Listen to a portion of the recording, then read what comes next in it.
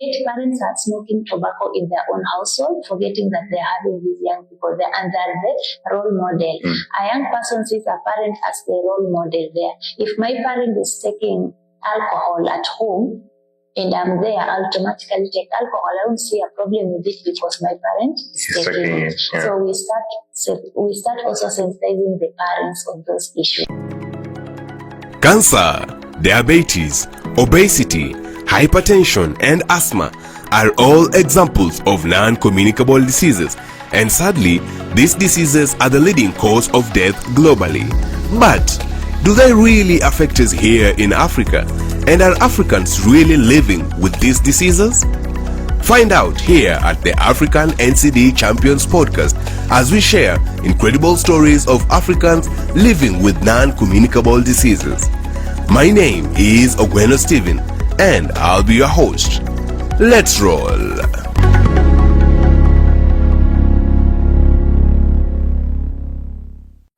Greetings and welcome to the African NCD Champions podcast, a podcast where we meet and talk with incredible people working in the non-communicable diseases space across Africa, bringing change to communities and societies where they live in. As we know, non-communicable diseases are the leading killer diseases globally, accounting for 3 out of every 4 deaths. And its risk factors, including alcohol use, tobacco use, unhealthy diet, sedentary living, and air pollution, are prevalent in societies, especially in developing worlds. In Kenya, the Young Health Program, a program being run by Plan International Kenya and being funded by AstraZeneca, works to ensure that non-communicable diseases and their risk factors are addressed in their communities, ensuring that young people grow better, healthier, and more prepared for the societies to come. And now we'll be talking about a very interesting story right from the communities where the Young Health Program has been implemented. Before we go into more details, I'd like to introduce my guest and give us a quick introduction to yourself and how we got to be here today. Okay, I'm happy to be here today. My name is Magdaline Anguche, a peer educator and a Young Health Program, and also a youth advocate and a Young Health Program. Mm-hmm. Yes. Yeah, so briefly, talk to us about what your work has been in the community under the Young Health Program before we start to go into some more details of the work you've been doing there. Okay, so as a peer educator, my work is to make sure that young people have improved knowledge on NCDs or non-communicable diseases risk factors and make sure that they get better information about it. And as also a youth advocate, I make sure that we follow up with the policies that affect young people on matter of NCDs. So that's what I do. Basically, we do community sessions and also school sessions and also to sensitize the health facilities. So in school session, we make sure we have a health club that is running, comprises of young people that around 35 per health club, whereby we talk about the risk factors that are affecting them. And through that, we've had so many successes. For instance, we worked on a school healthy policy of 2018, whereby it's being implemented in school. This is to make sure that teachers are involving the young people on matters of NCD, by including their work plan or schemes of work with the NCD information so that these young people can get in school, putting in mind that the young people are spending much time in school than at home. So also through that, we also make sure that other interventions that we come with is we found out that the young people are not getting healthy diet at home, basically due to economic frustration from the parents. But through these school health club interventions, one school recognized our work and decided to start giving the young people healthy diet that he partnered with a donor from China. And through that initiative, like other 16 schools have been getting this diet. At least we can say at least 10 or 20% of the young people in schools are getting healthy diet from the school level. And now for the community level, we are working together with the CHPs, community health promoters. We're also working with the government, the chiefs. We're also working with the leaders to make sure that the young people, they are creating a safe space for the young people in the community, and to make sure they're also guided in a way that they can prevent the NCD's risk factors. So through that, we sensitize the CHP because they are allocated 100 households. So through their rounds, they can also share the information on NCD. It reaches from the people from their own household. So through the chiefs or they reach them through the barazas. When they're having barazas, at least one of us goes there and shares the information about NCDs, and that includes also the Nyumbakumi, whereby we are having our community leaders from. And also that we also have parent sessions whereby you see when you're giving the young people information, at the end of the day they're going back to their homes, and their parents are the sole decision makers. So we also sensitize the parents. We have a parent session whereby they also give them their view, the views of the young people, and we sensitize them on healthy diet, even on air pollution, especially on tobacco. You get parents are smoking tobacco in their own household, forgetting that they're having these young people there, and they're the role model. A young person sees a parent as the role model there. If my parent is taking alcohol at home and I'm there, I automatically take alcohol. I don't see a problem with it because my parent is taking it. Yeah. So we start also sensitizing the parents of those issues. And also the teachers. We also have sessions with the teachers whereby we take them through the risk factors of NCD, because also spend a lot of time with the kids. So also tell them to sensitize the pupils, especially on the physical inactivity. You find out that most of schools are not obeying the PE class. Yes. That's the time where a math teacher wants to make sure that people are doing math. The syllabus of math is covered. Yes, that's where the English teacher will remember.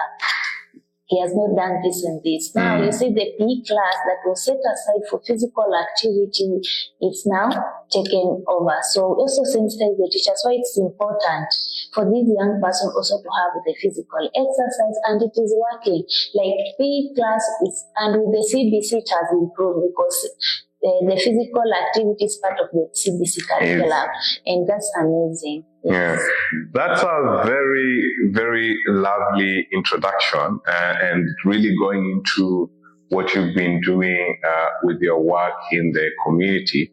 Tell us a little bit about something called youth-friendly services, where you've really been a champion of the youth-friendly services and the scorecarding. So give us more information about what you've done around ensuring that young people in the slum areas of Mathare are having access to youth-friendly services, and also give us some more information on scorecarding and how you are able to do that in the communities. Okay, so before we reach the scorecarding of the youth-friendly service, under Young Health Program or Plan International, we are working with 4 objectives.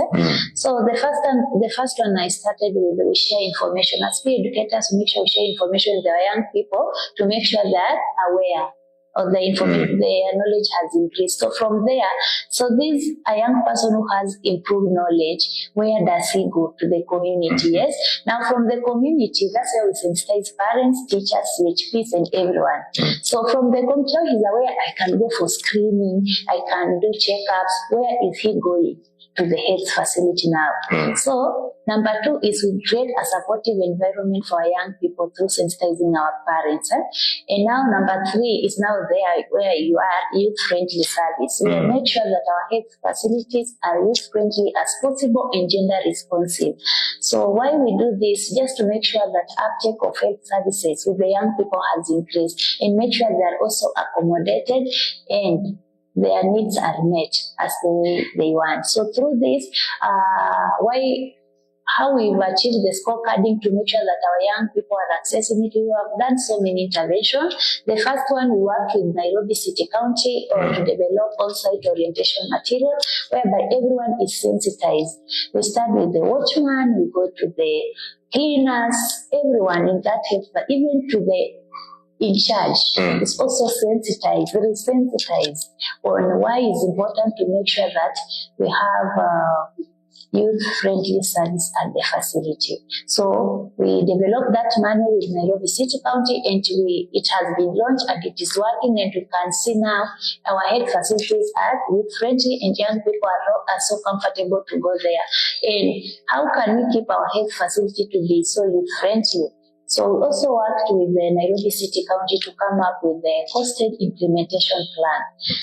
This one is just making sure that our health facility also allocated some funds. We are advocating for it to make sure that our health facility have funds for NCD department. You see, every time when they're doing budget, the NCD department suffers the most. A lot. Yeah, you get the NCD department has budget, but you get it is being used for another thing. Yes, so we advocated to make sure that funds are there to make sure that we are sustaining this youth-friendly service. Of course, the doctor will tell you the young person is coming here. We have a lot of family planning. Maybe depo is not working for me. I want an implant. The facility does not have. What happens? So you see, now we go back to zero. So that's why we are advocating on that to make sure that our young people, their budget is more in the health facility, and you don't have to go to the facility far away from you. So even the level 4 facilities, we make sure they're having these resources on screening NCDs, on refer everywhere, that a young person can get it from there. So and that is interesting, because on the facility side and on the youth-friendly side, there's the issue of privacy. Yes. Because when I used to be a peer educator working in the communities, if someone went to the hospital and asked for a certain type of contraceptive, before they got home, the whole community will have known, oh, he came to the hospital asking for this implant, and that really discouraged people from going into these health services. But now you have been working under the youth-friendly services framework to ensure that this privacy is being upheld. Could you talk a little bit more about that side of things as well? Okay, so through scorecarding, that was an issue that was raised on confidentiality and stigma. Yes, young people came out strongly. They say, it's not a problem going to this facility, but now the problem is you've gone for a certain service, especially on sexual reproductive health and rights, and now you're going back home. Everyone knows wherever you went to the facility to get. So, and that's when we covered it through all-site orientation, whereby even CHPs are being involved. They're also trained on that. Why is it important to keep confidentiality? Yes, and also communication and matters of attitude. Yeah, I've come there as a young person. I need this service. Can you accord me with the same respect? I also accord you with the same respect. So it's two-way. Yes, so we've sensitized the health facility to make sure that there is no breach of confidentiality, there is no stigma, and also there's also inclusion of people living with disability. You know, that's also another aspect that's always left aside. You see, there is this facility, there is no pathway for the people living with disability, or how can they be accommodated. We also capture that in that whole-site orientation, whereby everyone is an inclusion, everyone is accommodated. And nothing can define you. Everyone deserves to get the right service, the right information to what or he wants. Yes, that's why we are saying it should be gender responsive. Okay. So, talk to us about some of the successes, some of the impact, some of the challenges that the youth-friendly services and the scorecarding has had, and how you've been able to navigate that, especially for young people.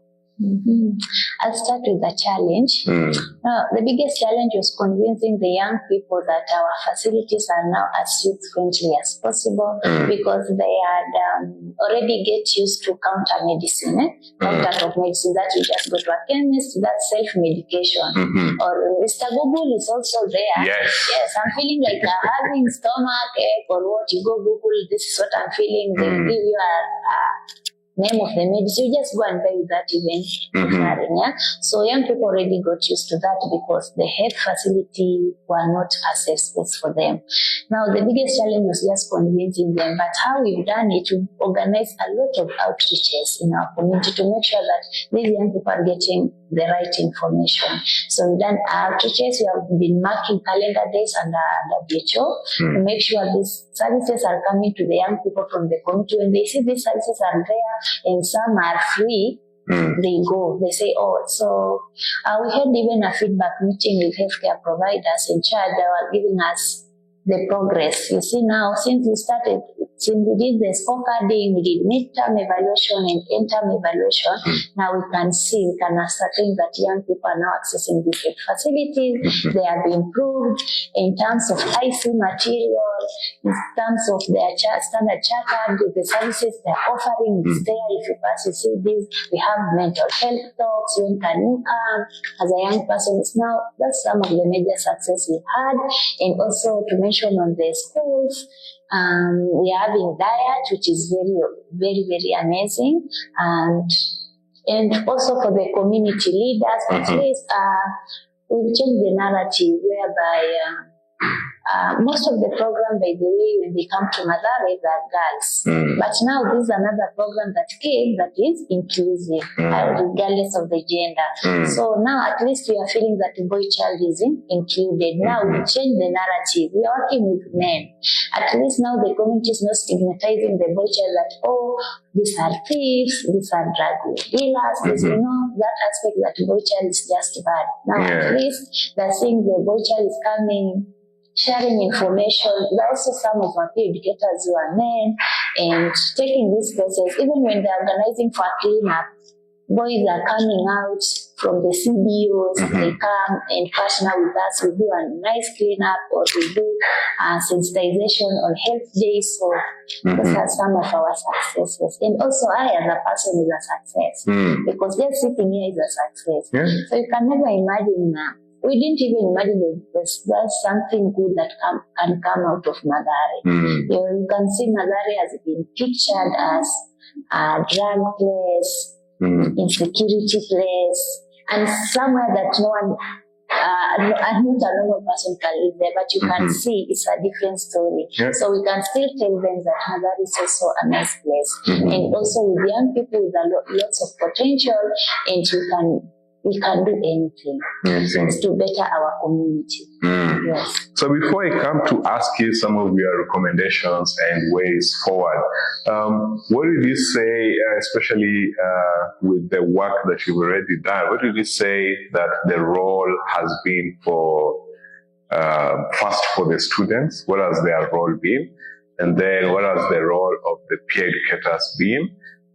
What has the role of the teachers been? And then also what has the role of parents been in ensuring that the whole community is involved, they understand their health, and that they are able to work together to improve the health of their communities and environments. So I can start with the role of a peer educator because I'm one of them. Yes, that will be our role. Yes.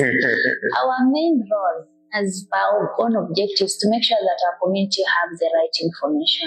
And I can assure you our peer educators have done a massive job to make sure that these young people are getting this information. So for us, and we are like the role model in the community. So if you are a role model, you should live accordingly. So I think we delivered us as a peer educators, for the teachers, for giving us that even time to talk to the young people. Not them doing math. We do sessions once a week for schools. So being given that time and also making sure that giving these young people opportunity to also learn extra curriculum activities has been amazing, and we appreciate that so much. And also the role of our parents I had forgotten one of the success that is very, very amazing when I talked about the parents. There's these two parents, I think from Mlango Kubwa, Mathare.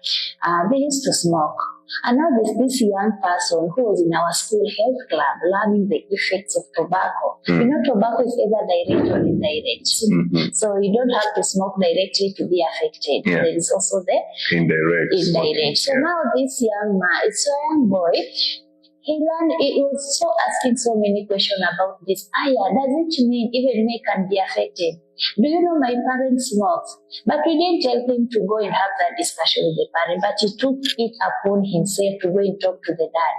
And tell him this is the effects of tobacco, and insisted until the dad himself came to our session and said, my son made me to stop taking tobacco. So that was a very big success. And the son insisted and even we use also pictorials. We print out pictures on the effects of tobacco, so we share with the student. Even took the pictures, shared with the parent. This is what is going to happen to your lungs. You are going to die.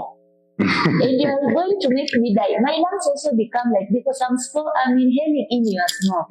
So he was so persistent until the parents changed the way he lived. At least now he's not smoking in the house. Yes, so the role of a parent for also supporting when they're being called for the meetings, for the sessions, also share their own experience and also share with them what their kids are thinking about them, and to integrate, at least to come up, at least homes should be also a safe space for the kids, and also to make sure they support them in any project that we work with a lot of projects with schools. So even the parents supporting them is so good. Which one did I forget? Teachers. Teachers, I said, support, giving us the time to have with the kids, putting in mind the CBC curriculum is so heavy in time. So giving us that 1 hour a week is very important, which I appreciate. And also for them sitting in those classes, every day is a learning day. Yes, for them sitting there, even asking questions, sharing with us their own experiences, it's cool. I see. So, last question is, what are the recommendations that you have and ways forward to projects like this, to funders of the project, and even to the general community? What would some of your recommendations be? Always involve young people. Yes, always involve young people. Young people are capable of doing anything.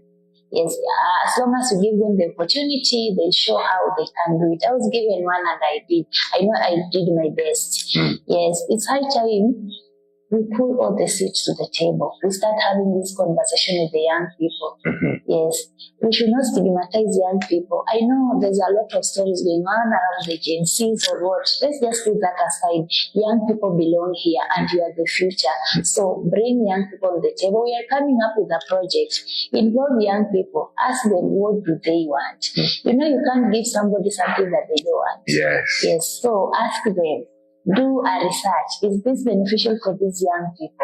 And if young people are on the program, it will move. Young Health program has never had problems with the young people because young people own the program. And in fact, Plan International let us lead this program. Yeah, everywhere. I sit with Nairobi City County. I've worked with these hotels. I've even attended a reproductive health network in Kwale. Tell me why they would send their own staffs. They always send young people there because that's our space. So if they do what Plan International has been doing, including young people in decision making, everything, that's our way, everything will be okay. I recommend that. Continue involving young people, and you will have the best future that you want. Yes. Yeah, I see. So one last question, and this is a question looking at just the overall impact, and the question is, what's your, if you summarize the whole project, what did you say the biggest impact has been? And we close with that. Since I love health, I would say the biggest impact just making sure that our health facilities are responsive to us. Yes. I know if Young Health program will not be here today, young people will still go to those hospitals and get the best care they want. And also for organizing the outreaches. We do even door-to-door sessions whereby we reach these people from their own household. So that's just a great, if he can't come or if she can't come to the session, we go there. So I can say it has been impactful because you see people practicing these things that we've been telling them. For instance, people used to cook with jikos in their own house inside. And you know, Madare, we do not have houses with windows. Just a house with a door. And now you're cooking your chapati and you close the door because no one neighbors to come in. So we also tell them, do you know the risk you're putting? And you have there a newborn baby. You see the risk that you are putting this baby into. Now at least today, if you go there, people are cooking outside. You can get a jiko outside, they are cooking and they have no problem with that. Yes, so at least they have started changing their lifestyle behaviors, activities, and it's okay. Even the cleanups. Before before the drainage system is full of that. But now if you go to Madare, people are putting the dirt they collect from the waste they collect from the house. So at a certain place, then it's being collected by young people. You know, that's a plus. We didn't have this cleanup groups. CBOs are coming out, they're doing plastic projects, they're doing recycling projects. So they collect the waste, they go disregard them, which one is good, which one is bad, and then they go and reuse it. And that's an economical part of it that now young people are earning from it. So we can say that one as a big thing. And they're coming up with so many projects like kitchen gardens. There's this school hunger. I had the kitchen garden. Unfortunately, when the floods came, it sent away everything. Yes. So projects are coming up, and I know young people are going to do best. Thank you very much for sharing a lot of that experience. It's very nice to hear how the program led to more young people going to health facilities because they trust that the health facility understands them, respects their privacy, and is able to address their needs. And also the other interesting part is to know how through the Young Health Program, other programs, other community-led initiatives have cropped up to help with the other NCD issues, the health environment. And I think it's also very impressive to see how champions like you have been empowered and are now even working at the policy level to ensure that there is better health for the community. So with that, thank you very much for coming on board and for having this conversation with us. And we are looking forward to having you on the next one. Thank you very much and see you in the next one. Thank you. Now that was incredible. Thank you for listening in. Share this with your networks and follow us on all social media at Storelink and at NCD Champions. See you on the next one.